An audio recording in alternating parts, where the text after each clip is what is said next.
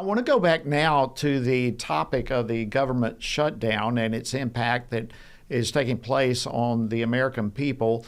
But I want to do so from a congressional perspective. Joining me now to discuss this is Congressman Burgess Owens. He serves on the House committees, on several committees, including the Transportation and Infrastructure, which right now is extremely busy. He represents the 4th Congressional District of Utah. Congressman Owens, welcome back to Washington Watch. Always great to see you. Jody, same here. Look forward to chatting with you, my friend, for sure. All right, so let's start with this really an unprecedented order from the Federal Aviation Administration, a reduction of 4% of domestic flights at some 40 major airports all across the United States. And as we understand, as the days are moving forward, they'll increase it by 2% and potentially all the way up to 20% if this shutdown doesn't come to an end. What's your assessment, Congressman, on the latest moves here by the FAA? Well, Jody, I'll tell you what I see of this is the Democrats are showing to America what they've always felt about people who depended on them. And I go back to the Black community, what they've done to us over the last 60 years, destroyed the family, destroyed business ownership, destroyed the educational process, because ignorant and free can never be, is what they believe in. If they can get out the base ignorant, if they can get them dependent and anxious, they will get they have the power to get their vote. So what we have right now, I think is almost pathological. I've never seen anything like it, Joe, to be honest with you. Where everyone here knows in Congress and Senate that it takes a 60 vote margin and we need 5 Democrats to vote yes. They vote no and walk directly to the camera and say that they're trying to keep the government open. It is something that once American people get it, they will be like I did once I realized I was lied to. They're going to leave forever. So I think the key is right now, thank goodness we have President Trump at the head of our party. He's a great messenger. He's a great strategic. He's great with strategy, and more importantly, he knows how to keep our party together. So we just have to stay strong, get the message out to the American people, the unions, the Teamsters, the federal workers, everyone around this country. Those who are trying to travel. This is what evil does when they're trying to use you as leverage. They want to use, abuse, and discard. And we're going to finally let these people know it's not going to work and move forward and go ahead and build this great country the way we've always dreamed we could do in the past. Yeah, it really is amazing as you describe how they'll vote to shut the government down, go straight to a camera and say we're trying to keep it open. I'm with you. I've never seen anything like this. And, I look at the FAA and what they're doing now, cutting back on flights. And look, I don't know if you have. I've been in air traffic control before at one of our major cities. And these folks are under tremendous pressure, some of them virtually hyperventilating. And now they're doing their job without getting paid. And then we have the Democrats claiming to care about the American people.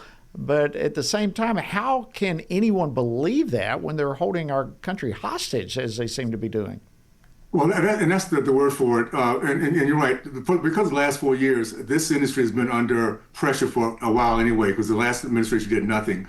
I guess that at the end of the day, it comes down to very simply this. And I applaud those who stay hanging in there and still trying to work through this process. But at some point, there's a breaking point. And again, it comes down to if you stop paying people to show up and they find out that they're at a very stressful period, they're going to find other ways to go to work. And meanwhile, our country comes to a halt. And keep this in mind, Jody, what this all comes down to, this strategy has always been about this insurance and Obamacare. That's what it's always been about. Something that they could never get passed by they passed by without not one Republican vote. It's coming to an end because they can't get Republican votes, and now they want to keep it going so they can extend this health care for all, the socialist medicine process. So that's what they've been after, and all this pain is to get them to this point where they can make this case and try to get this moved forward for another year. Yeah, so you bring up a good point. I mean, what's happening now in the Senate, you've got the Democrats, they've named their price, as you just said, to reopen the government, and that is for the Obamacare subsidies to continue for a year, something that Republicans have never, ever, ever voted for. So what's going to happen here? Certainly, or do you think the Senate Republicans will cave to that demand? I don't personally. And here's the thing: we have great leadership. We have a very tight knit team between the Senate, the House, and President Trump. They're going to come up with a strategy, and I don't think the Democrats got the memo yet. President Trump does not deal with hostage taking. He does not deal with bullying.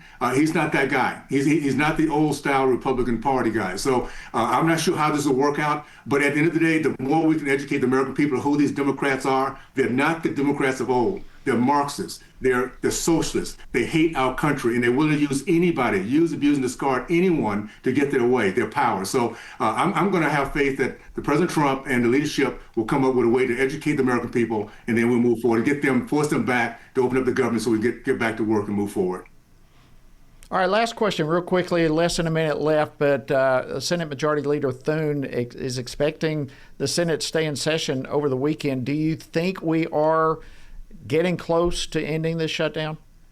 I think the closer we get to Thanksgiving, the more pressure on the Democrats. Their base, at some point, if they're not getting what they have deserved, what they deserve to have, and the support, they're going to start asking questions, and they will find out it's the Democrats that's bringing this pain. And once that happens, and they realize they can lose their power in the upcoming year, they're going to change their ways. So I'm looking forward to seeing that happen and moving forward for sure.